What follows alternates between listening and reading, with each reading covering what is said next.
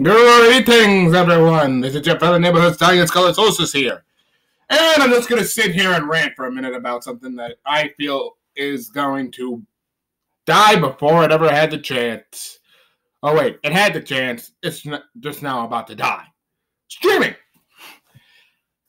I personally think at this moment in time, we are in an oversaturation of the streaming market. There are currently, as I know of, owned by networks, 10 streaming websites, and more on the way. This massive overexplosion of streaming websites is just cable. You're just remaking cable for a modern internet age. You can't fix what's broken. You can't fix what wasn't broken. And right now, streaming is going to pop like a goddamn balloon. You can't fix what wasn't broken.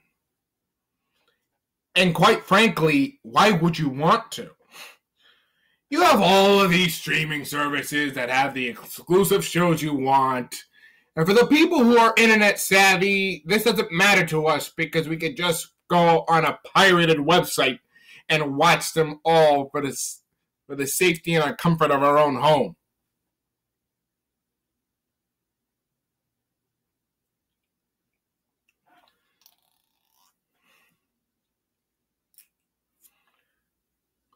And sometimes we can go the extra step further and just buy the fucking DVD. And we have this unlimited catalogic library of DVDs we could just watch. Or hell, we could go a step further and just download the streamable version on our website, from the websites, and just put it on a massive hard drive. Like, get a hard drive, put like 80 out every episode of Malcolm in the Middle, every episode of The Office, every episode of Friends, every episode of any anime you watch ever, and have like files upon files of shit you just want to watch for free, without any hassle of the internet. All you have to do is just go boop, and you're watching it offline. You don't need no Wi-Fi for it. All I feel is this is just a massive, expensive inconvenience. You are taking the convenience out of it and making it inconveniencing. Speaking of something that is inconveniencing, or well, in this case, inconceivable, I hear talk of a Princess Bride remake. Blasphemy! Blasphemy, I tell you! Blasphemy at the ass! You wanna know why? You can't remake perfection! The Princess Bride movie is fucking perfect! There is nothing wrong with that damn film! Perfection, baby! It's perfection! Fuck you, it's perfection! And the internet damn well knows it is perfection. Beautiful perfection. You can't remake perfection. Don't fix what wasn't broken, damn it.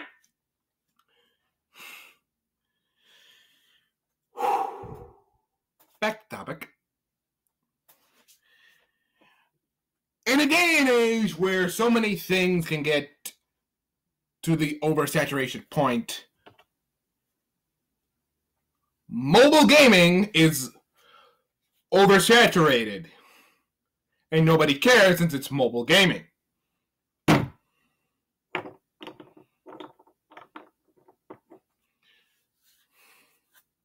Think of it like this well-made piece of structure. With the structure,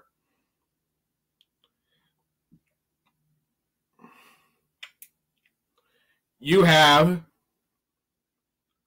a set piece that fits its hole. Well, for a better example, for those who are internet savvy and are in the pop culture bubble, let me take you back to 1983 with the Atari 2600 and the release of E.T., the extraterrestrial.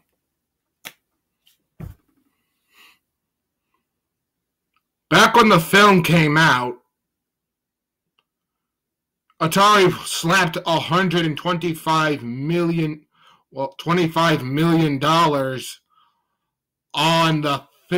on the rights to the film, so they could make the game.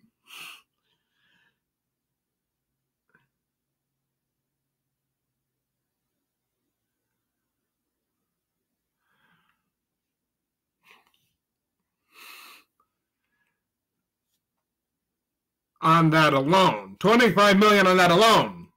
Mind you, this was around 1983. So at the time, that's a lot of money. A humongous amount of money.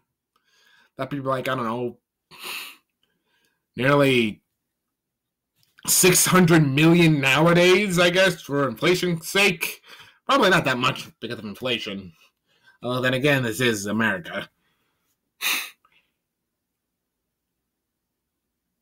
The development of the game was 1 month. Atari wanted the game released by September of that year, but development already started in late July, so it was a little bit on the tight side. The dude had 1 month to make the game, and by God, 4 weeks later, he had a game, and I use game in massive quotation marks.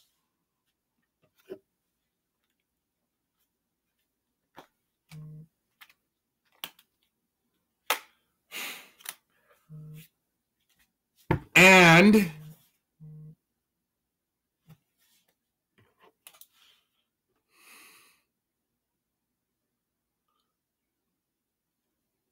I feel at the time it was bad idea. They overhyped the game at the time as well. In result, out of 3.4 million copies, 3 out of 3 million copies,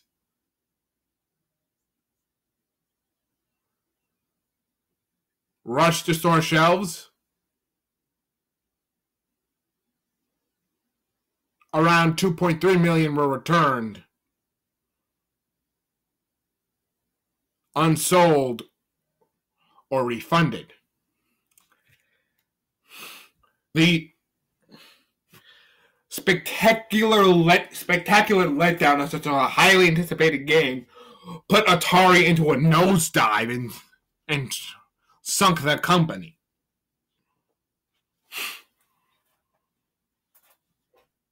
It put Atari into a total nosedive.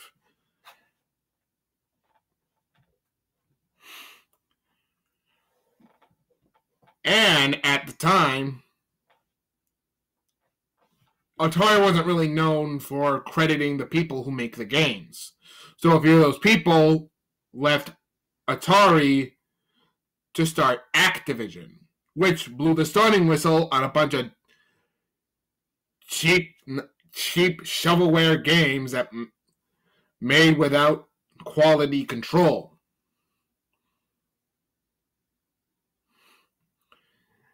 Which was one of the contributing factors to the video game crash of 1983.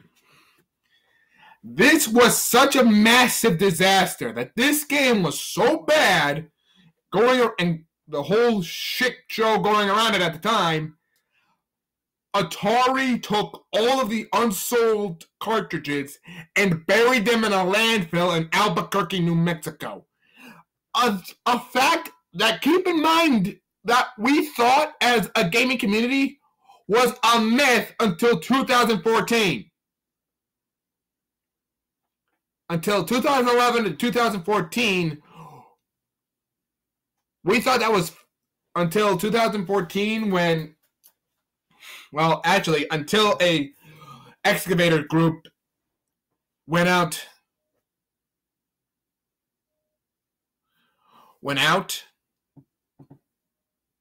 They did bury it. And we found out about it. Years later, we found out about the truth. They actually did do that. They actually did bury all those cartridges all those years ago because it was so bad. Hold on a sec.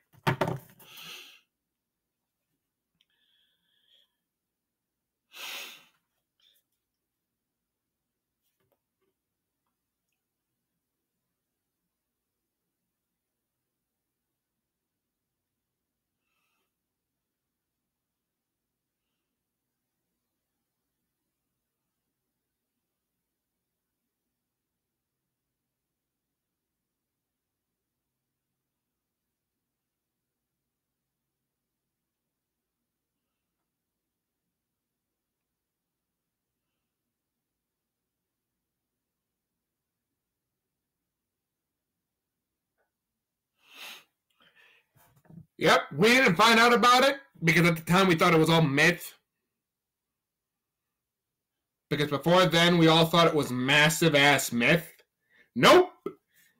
They buried a landfill, the consoles and computers, in a landfill in New Mexico. In Alamogordo, New Mexico. And it was excavated on April 26th, 2014. Because we didn't know they buried it in September 26th of 1983. We didn't know that, though. We thought at the time, before that date, before that day, we thought that was all a myth. We had no idea it was actually baseless in fact. We all just thought of it as a myth. Debate for that was around for a while. Until that day, on April 26th, 2014, we physically got confirmation that the place was actually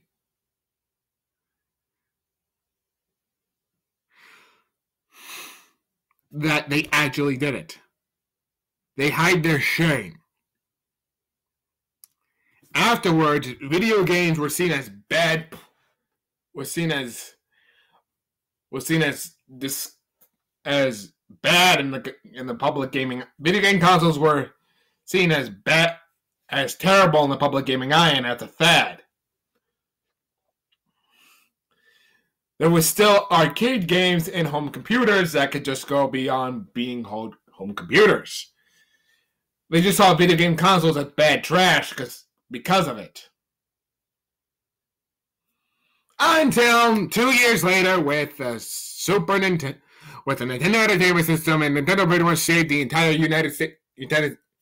Pretty much revitalized the Western gaming industry as we know it today. Boom, baby. Boom. The reason why I bring this story up is because there was a lesson learned during all of that.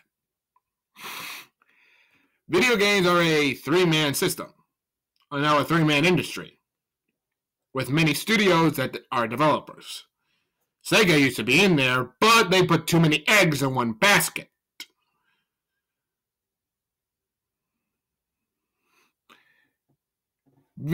Streaming as a whole is going down that same path. Not enough quality control, and too much of the people's money being taken away. Who has enough money for 10 streaming websites? Who has the money for 10 of them? Who has the money for 10? 2 to 3, maybe, but not 10. The industry, the market, cannot handle multimedia networks doing massive streaming services. We can't. We simply can't. So, what's going to happen? Shh. Pop! It's all going to pop in your face. It's all going to pop in your face.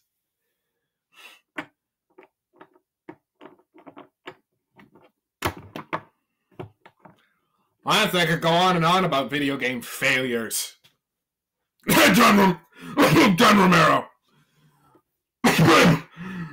Acclaim. Capcom 5. Sega. Microsoft. At least TV doesn't overhype TV shows that turn out to be complete and utter failures. I know, at least not yet. But who knows? Bottom line is, streaming's gonna fucking bomb like a